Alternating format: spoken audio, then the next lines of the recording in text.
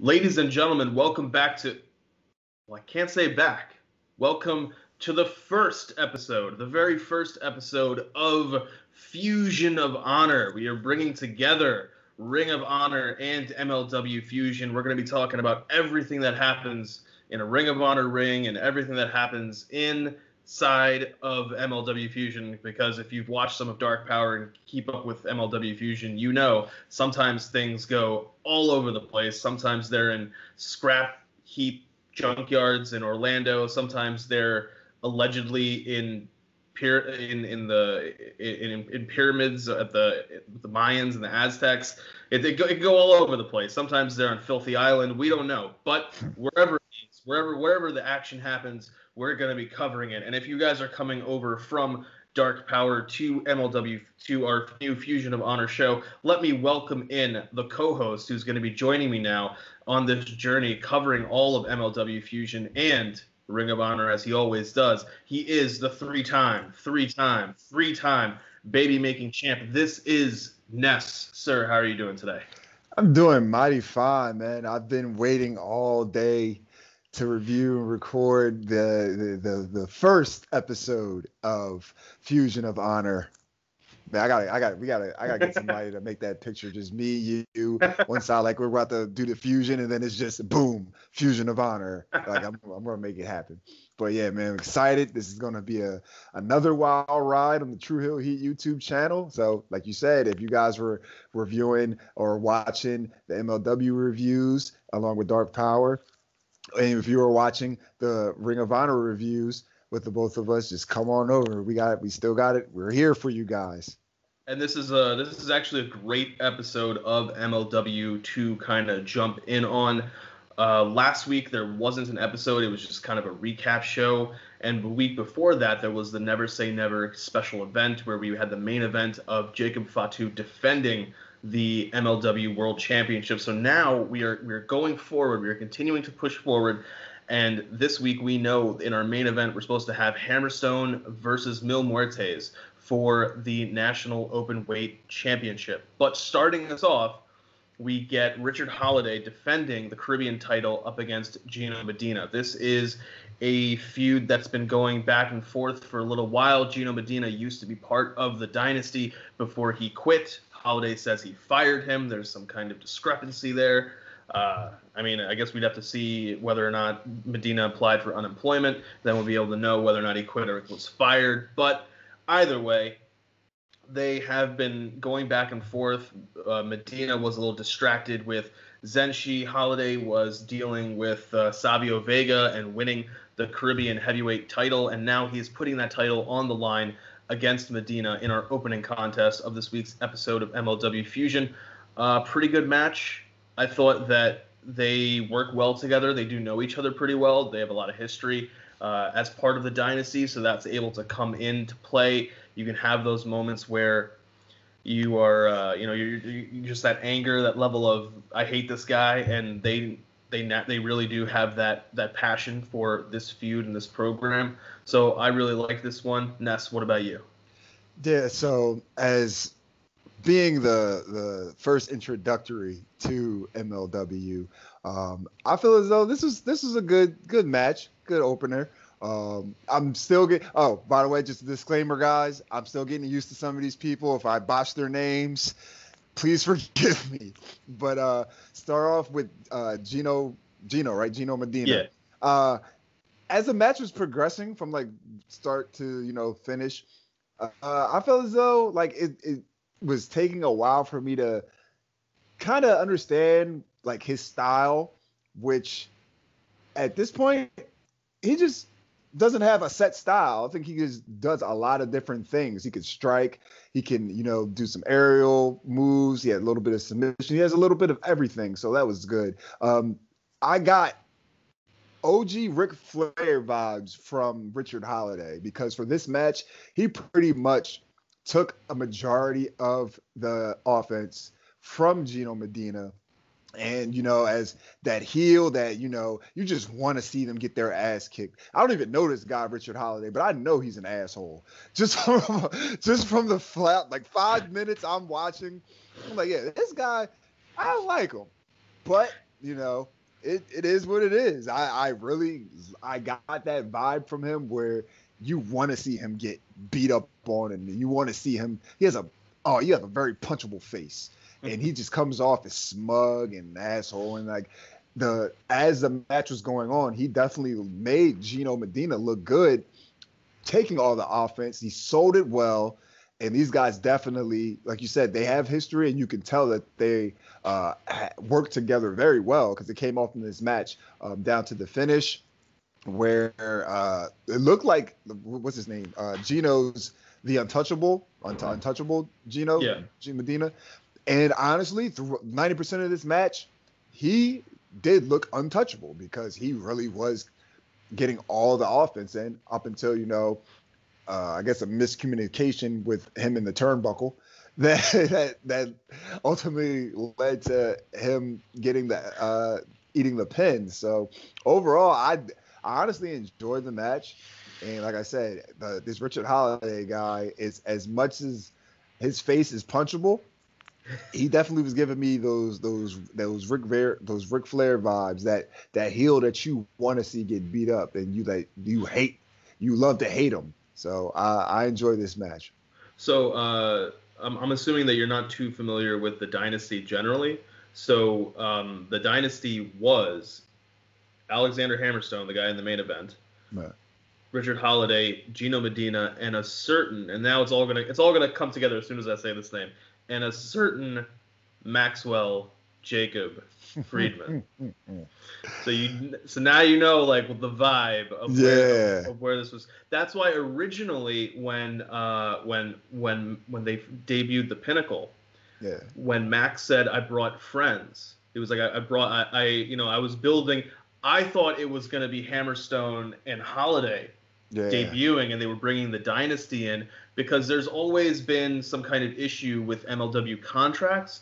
They're not as I guess they don't hold people to, ironclad contracts as other companies might. For example, Brian Pillman was under an MLW contract for a very long time, but he was appearing on AEW Dark and a little bit here and there on Dynamite. So I thought it was going to be it was going to be them, and then they do the Pinnacle reveal. But they have been with Max for some time, so that gives you the vibe of what exactly the Dynasty, what that faction is all about. But speaking of dynasties, really, we now turn to our tag team title match. Oh God! And long-time viewers of we should back up. So, for those of you who are new to MLW Fusion, the Los Parks, LA Park and El Hijo de la Park, are a father-son team who have worked with and for Selena De La Renta, her promotion Dorades, and recently her promotion has been purchased by Azteca Underground, which is the company that was behind Lucha Underground. There's been talk that they are trying to do a revival of Lucha Underground through MLW, almost as maybe like a backdoor pilot or a spinoff kind of thing, like how NCIS started as 2 episodes on JAG and then they spun it off into its own show. But they are continuing to push this. We don't know who El Jefe is. We don't know who Selena works for. We just know that she's kind of intimidated, kind of scared by him, and that she needs to produce results. And one of those results was getting the tag titles from the Von Erichs, and now she has to hold on to them. And they faced a number of teams. They defended against the Von Erichs as one of them, but now they are up against the Dirty Blondes, Leo Bryan and Michael Patrick with Aria Blake. This match was a little weird because I don't know what exactly Dirty Blondes did to get a title match, and there was really no explanation. This is actually the first time I've seen this team the entire time I've watched MLW Fusion. So I really don't know what exactly they did to get this title shot. Somebody, if you know, leave it in the comments. I'm actually kind of intrigued to know, because I would assume there are other teams out there. But MLW is also operating under a much constricted roster. They don't have a lot of guys just generally. So, and then you add in the pandemic. So they're making do with who they can bring in and what they can do. So here we have a tag title match that is a true Los Parks title match. It is chaotic. It is all over the place. There are no explanations for what the hell is going on. And somehow, some way, Los Parks end up with the victory in a match that is much shorter than it should be. We're a tag title match for any other company, and there's one particular reason why, because LA Park is way too old, heavyset, and needs to retire. But, Ness, what did you think about this one? As a lover of Mexican wrestling, lucha libre, luchadors, they're everything they're one of the things that you love the most, so I would like to hear you defend LA Park, sir. Honestly, I can't. I can't. This, as much as I wanted to be excited for this match, Dirty Blondes, I have no idea who the hell they are. Those guys are kind of weird. But shout out to Aria Blake though, because she definitely brought the fire to Serena De La Renta as much as she tried to anyway. This match was a car crash of epic proportions, and I don't mean that in a good way. It was a tag team match. These guys never had a tag. There was not one tag in this match. It was just like pretty much lucha libre rules. If one guy comes out, the next person can just come in and he'll be the legal man. I take that back. There might have been like one or two tags, but honestly, throughout the whole match, both teams were in the ring at the same time, literally throughout the whole match. And then like with the finish was even more weird because they were trying to do the switcheroo with LA Park and then LA Park Jr., but you can tell that LA Park, the Parker, is fucking like twice the size of LA Park Jr., who's like one third of this man's like body mass. So it's like, I don't understand how you're gonna not notice that. You go from this fat fuck to this extremely skinny guy. But okay, if that's what works for you guys and that's how kayfabe works in MLW, fuck it. That's just how it works. But this match was a mess. It really was. So at least they retained, Shout out to the luchadors. These guys, they retain. And at this point, Selena has a feather to stick in her cap, showing El Jefe that she can get the job done and her guys retain the titles. So exactly. Yeah, that's all that matters. But she has to keep things going because she has to make sure that Mil Muertes walks out of this episode with the National Openweight Championship. And we know that Hammerstone, who has been champion since the title was created back in 2019, has had a stranglehold on it. Well, not recently, because Mil Muertes took the title from him. And as our heel announcer keeps trying to say, possession is 9/10 of the law. That's, he is the champion if he's holding on to the belt. Like, why should the champion should be strong enough to not lose the belt? And I mean, I guess that's a kind of a credible argument. Yeah. But the Hammerstone, YBH, your boy Hammer, is here to put the pain, to bring the pain to Mil Muertes, and to get back the title, get back that possession, get from 1/10 to a full 10 out of 10. And this is a pretty actually good main event. There's some nice moments here and there. Mil Muertes is definitely somebody who can still go in the ring and can still work. It was a classic kind of just big man versus big man, strong man versus strong man kind of set. Both of them have power moves set, and I like this one. It was a good match. Ness, what did you think? Yeah, I also enjoyed this match. I mean, honestly, it's probably be unanimous. This is like pretty much the match of the night. Definitely hard hitting. Back and forth action was great. I like this Alexander Hammerstone guy, man. He's built like a shit brick house. Dude is fucking jacked. He has a nice little moveset. He can definitely go. Mil Muertes, what can you say about him that you don't already know? The man of 1,000 deaths, and it looked like he was out to kill Alexander Hammerstone. And honestly, at one point, I thought that Mil Muertes was going to go over, and then that Selena would have complete her plan for whatever she was doing, far as to making El Jefe happy or whatever the case may be for this whole situation. Things didn't work out that way. Alexander Hammerstone retained. I don't know. I don't remember the name of his finisher, but it's pretty much like Hiroki Goto's. Well, pretty much the same thing. But yeah, I love that. And the fact that he got Mil Muertes up for that was even that's incredible in itself, because that's not a small guy. Mil Muertes is not small whatsoever. So that just showed how much power that Hammerstone has. But overall, this was a great match. Now I want to see where this goes, far as, they had the stranglehold on it, 9/10 of the law. But, he took the L clean. Hammerstone has his title back. What does that mean for Selena and her stance on, or whatever's going on with El Jefe and Azteca Underground? So that's going to be very interesting to see.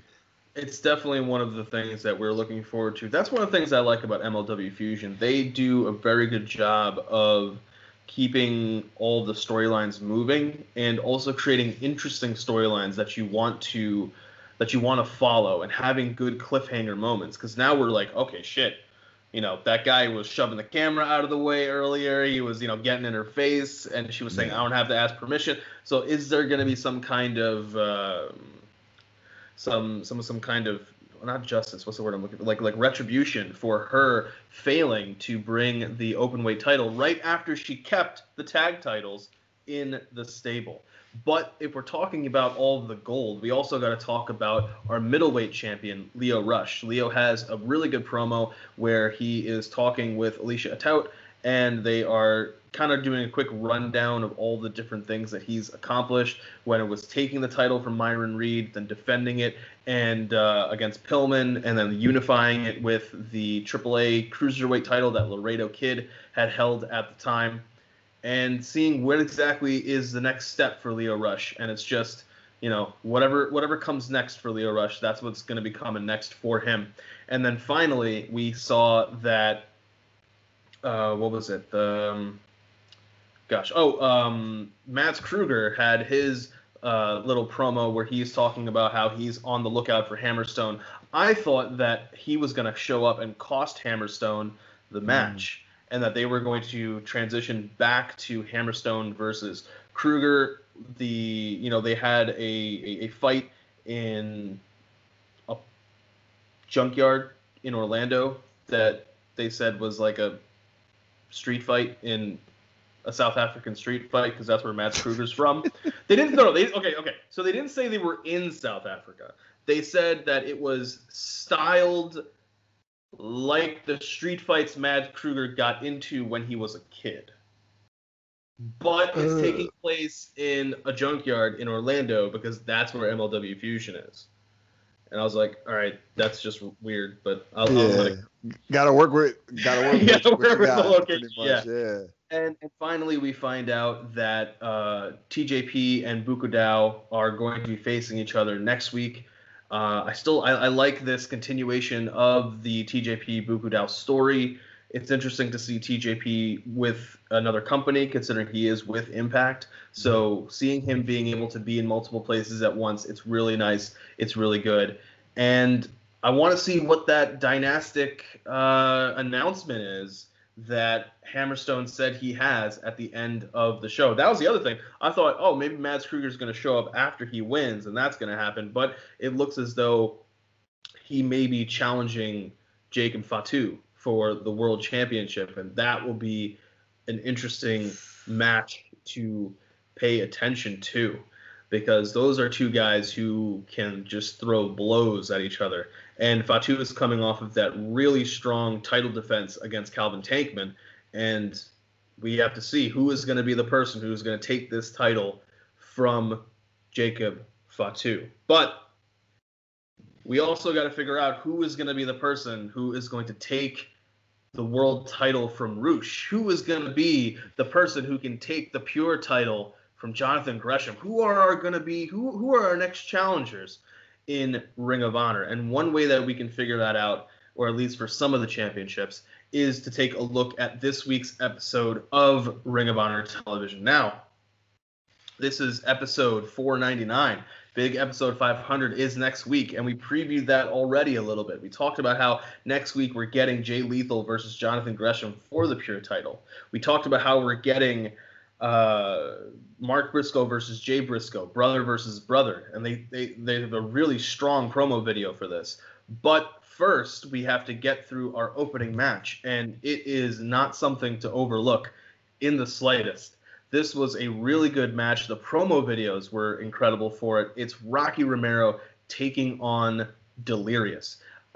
This was a good match, just under the 15 minutes. There was 9 seconds left when Rocky makes Delirious tap out. But it was a really good match that just reminds you, because a lot of times nowadays when you think of Rocky Romero, you think of a guy with Roppongi 3K. You think of the manager of Roppongi 3K, and you forget Forever Hooligans. You forget Roppongi Vice. You forget that he has a singles career that is incredible. He is the king of sneaky style for a reason, and he does some good work in this match. And honestly, I think my favorite part of this match, favorite part of the promo video was when Rocky Romero was talking about what Delirious said to him. He's like, I have no idea what the fuck you told me, but I got something for you. And then he just says, like he does it, yeah. It's like, this is hilarious. Like it's just one of those things that you gotta, remember it was in BTE when they were doing the Cody can't stop saying fuck the revival thing. Oh, yeah. And he was supposed to be filming the behind the scenes, like the promo video thing, and they have the camera on him, and he'd turn and be like, fuck the revival. Like, they would just break, like, they would just start laughing, right? You have to imagine Rocky Romero sitting there doing this promo and trying to keep a straight face while he's doing this, and just thinking to himself, like, what a wonderful world. I get paid to do this. Like, that's incredible, especially when we get to the end of this review and we talk about people who are no longer being paid to do this. That's a little sneak for the end. But here we have Rocky Romero taking on Delirious. I thought the match was really good. They used the rope breaks very well. They had both submissions going back and forth. I thought that Rocky pulled out a good win, and I think it actually could be a good match. Rocky Romero versus Jonathan Gresham down the road for that Pure title should Gresham retain versus Lethal. But what did you think about the match, Ness? Yeah, I enjoyed this match. It was a very good opener. Man, the video package and the promos leading up to it, Delirious. I got to figure out who is like doing his voice, like his voiceovers, and just like getting whatever he's quote unquote saying when in his Delirious language onto the subtitles, because that's just interesting in itself. Well, he's the booker, so he's telling them. He's probably doing it. Yeah, he's just probably doing it himself. Yeah, it makes sense. Yeah, that does make sense. So shout out to Delirious for that, because that's hilarious. But like you said, I agree with those sentiments exactly.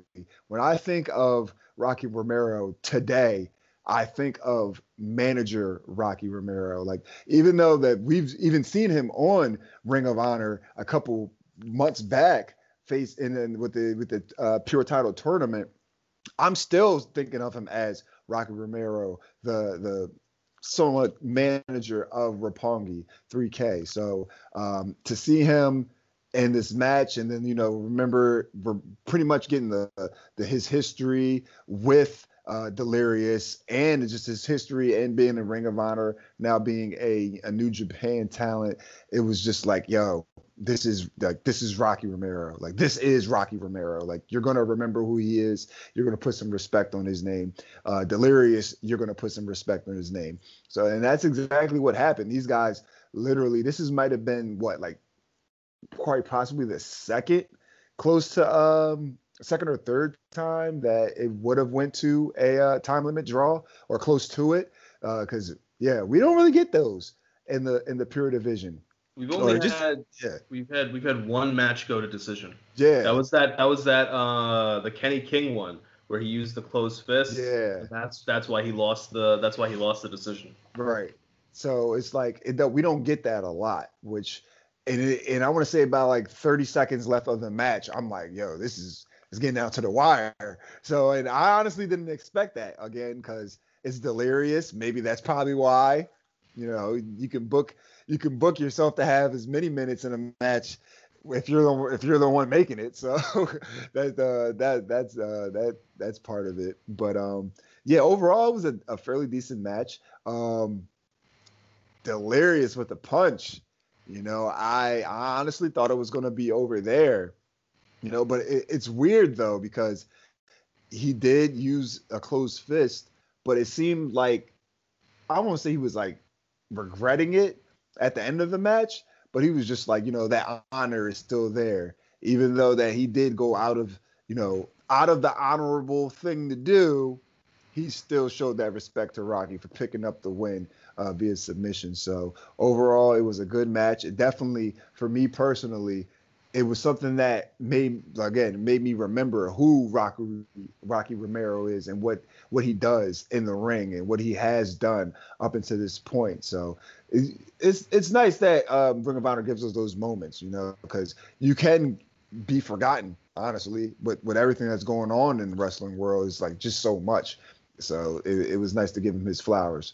Especially when a lot of people don't always know the behind-the-scenes pull that Rocky Romero has. This man is probably a solid, I would say 30 to 40% of the reason why that forbidden door is being opened. He's the linchpin that is communicating between all of these different organizations because he knows and has a relationship with the Good Brothers. He obviously has a relationship with New Japan, and he still is friends and has a relationship with the Elite. So I would honestly say that the only person, to me at least, the only person more important than Rocky Romero is probably Jon Moxley, because all of the companies want to be able to book Jon Moxley. And that, I think, he's number one. And then after him, I think it's Rocky Romero, just because of his ability to talk to people and to be able to get them to sit down. That's the key thing. Once you get them to sit down, then you can have the Tony Khans come in. Then you can have the Scott D'Amores. Then you can have whoever it was that took over for Harold Meiji, sit down and make the apologies to Impact, Impact make the apologies to New Japan for what they did to Okada, all those different things. It requires somebody to be that linchpin, and in a way, it's a heavy burden, but Rocky Romero seems able to carry it.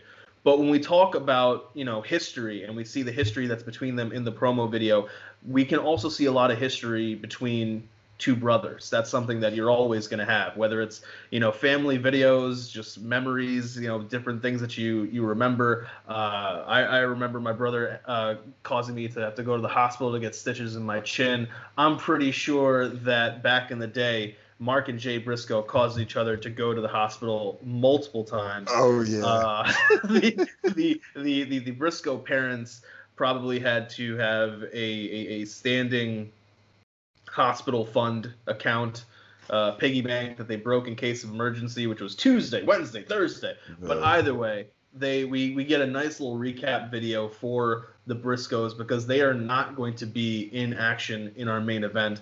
But we get a nice recap, which I liked, of how they got from point A to point B. And it starts with how they were supposed to face each other at last year's anniversary show. The pandemic happens, so on and so forth. We fast forward, they get through EC3. Mark's just like, and then EC3 showed up. And Jay's like, but I had to handle my business. And we know now where we're going to be for our anniversary show. And when you have two brothers like that, it's always good to have the juxtaposition with brothers who are on the outs. And here we see that Bandito and Ray Horace are a little out of sorts, because Ray Horace is not cleared. He is not being allowed to compete in the main event against Jay Lethal and Jonathan Gresham. They're not sure what they're going to do. Quinn McKay is asking them, what are you going to do?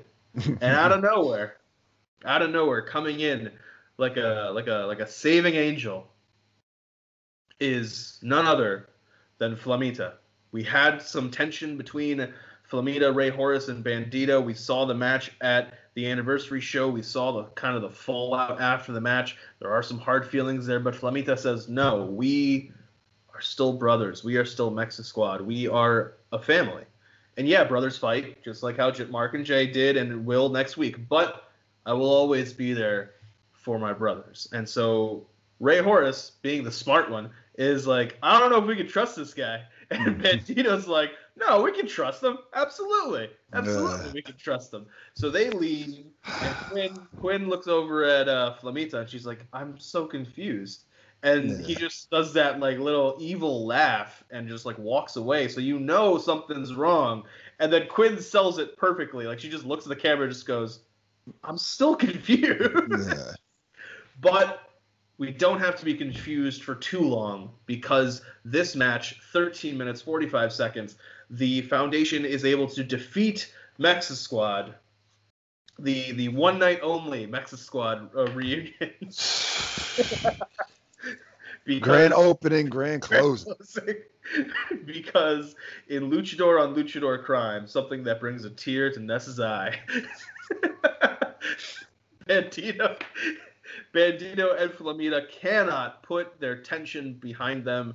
I thought that they were going to go for just the straight up Bandito reaches for the tag and Flamita jumps off the apron. I thought it was going to be a little bit more of that. But they went for something that was a little bit more interesting, of having miscommunication between the two of them and having that kind of be the problem. So you can almost make the argument that Flamita was willing to go forward with the reunion, but then Bandito fucked it up. So there's some kind of issues still going on there that are unresolved. But either way, we see Bandito and Flamita just start attacking each other in the middle of the ring, and Jay Lethal and Jonathan Gresham are able to capitalize on this. At one point, Bandito's in a submission move, and Flamita's just taunting him like, the rope is right there.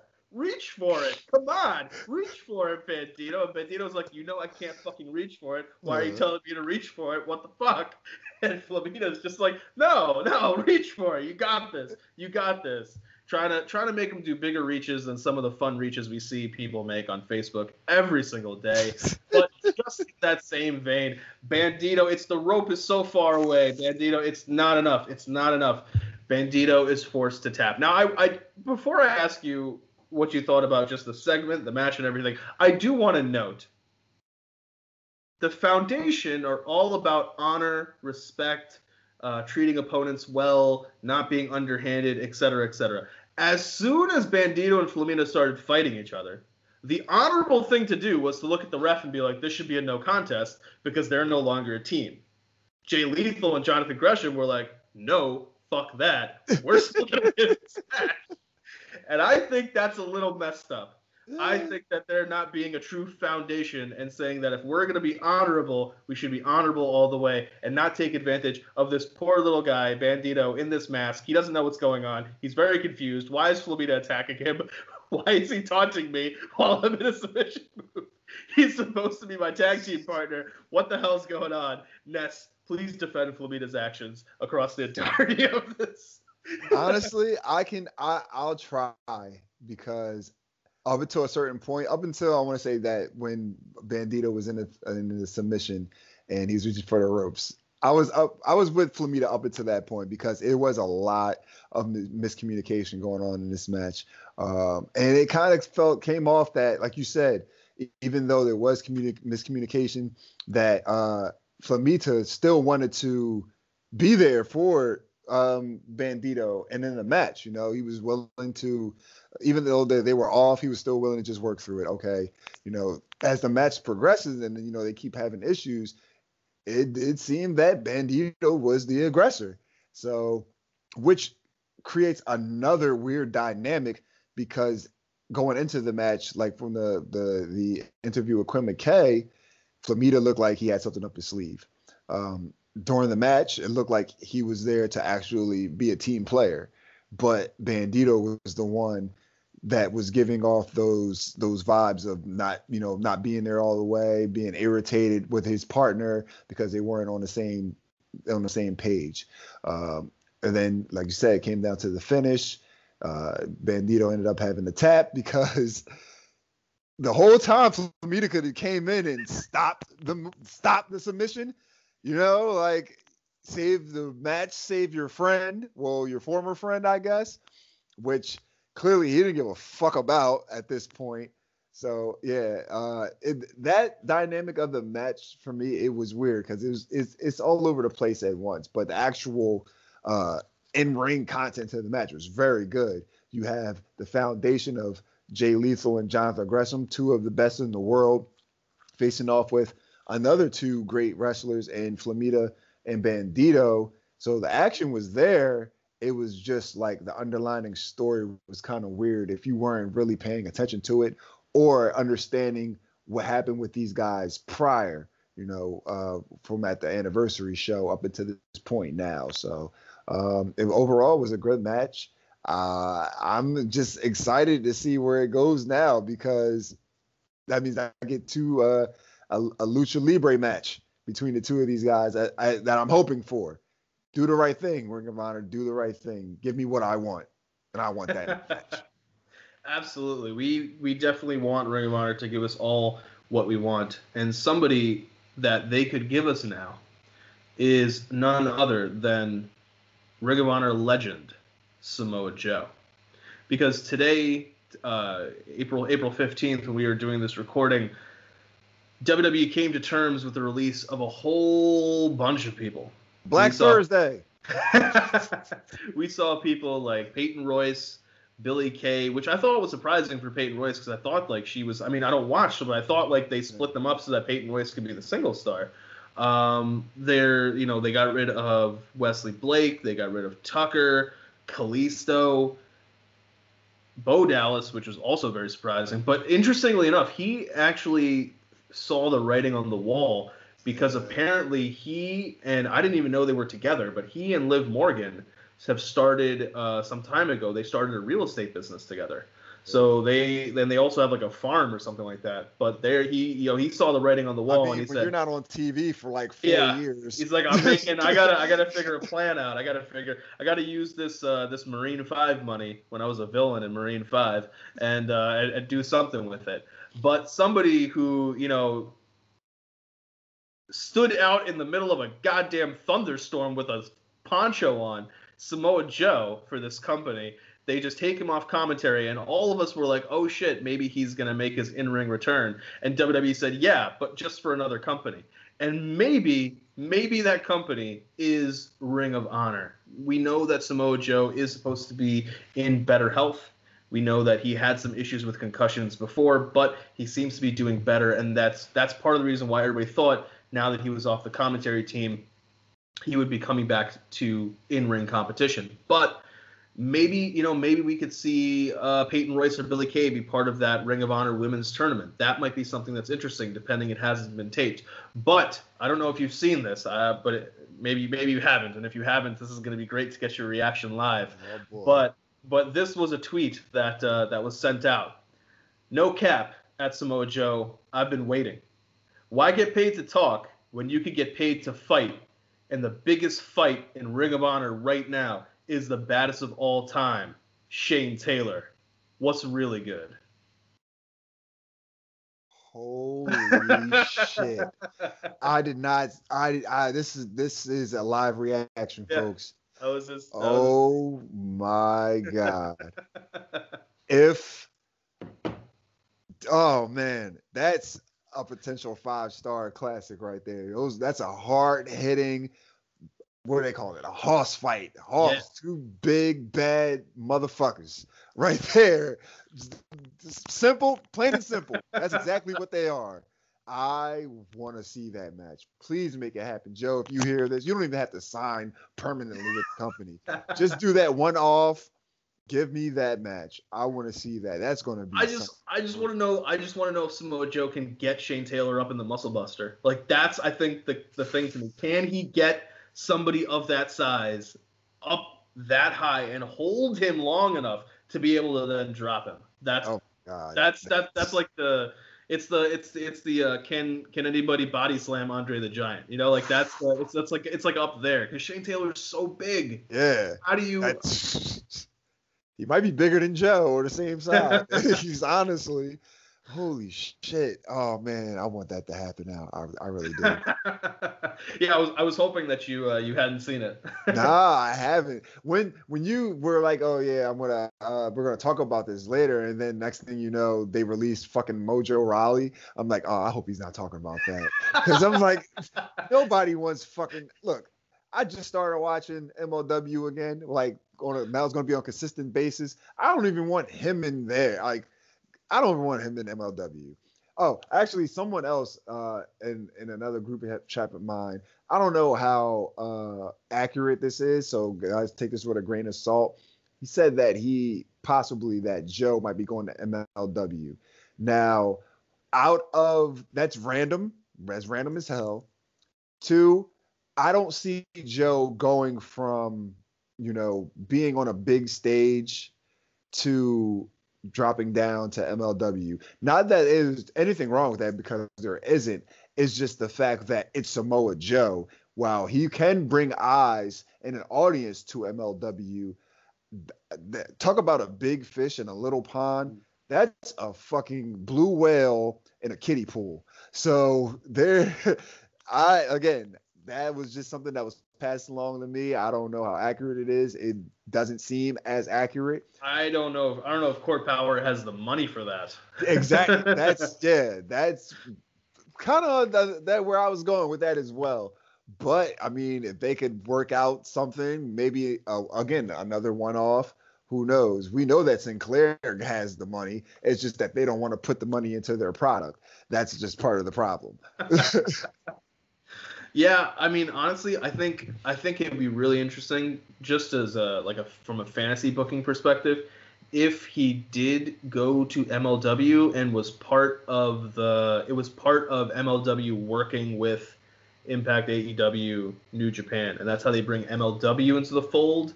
And then we can see matches like Leo Rush versus Darby Allin, Leo Rush versus Jungle Boy, Leo Rush versus a lot of people.